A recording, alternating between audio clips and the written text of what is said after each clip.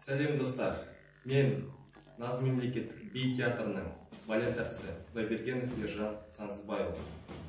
Бүгін сіздерге қазақ биіндегі ер балалардың қол және аяқ қимылдарын көрсететін боламын.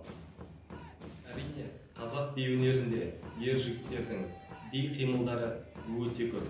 Соның ішіндегі қол қимылы қамшы ұстау және аяқ қимылы іліп алма қимылын сіздерге таныстыратын боламын. Қамшы қазақ өміріндегі өнер туындысы, рухани күш-қуат, шебер қолдың айғағы болып келеді. Жалпы қамшы ұстау қимылы ат үстіндегі адамды бейнелейтін қимыл болып табылады. Оң қолымыз үшінші қалыпта, сол қолымыз бірінші қалыпта. Осыдан қазақ биіндегі билер би қимылдары туындайды. Би 1, 2, 3, 4, 5, 6, 7, 8, 1, 2, 3, 4, 5, 6, 7, 8. Енді іліп алма қимылын көрсететін боламын.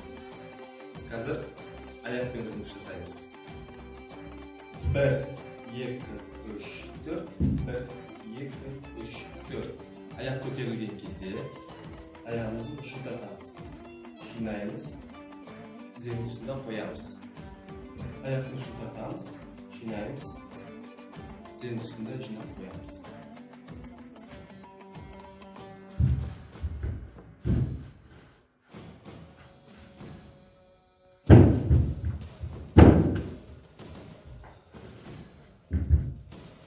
Тілсіз би өнерін, оның ішінде өзіміздің ұлттық өнерімізді жоғалтпау үшін біз әрдайым тынымсыз дамуға тырысып келеміз.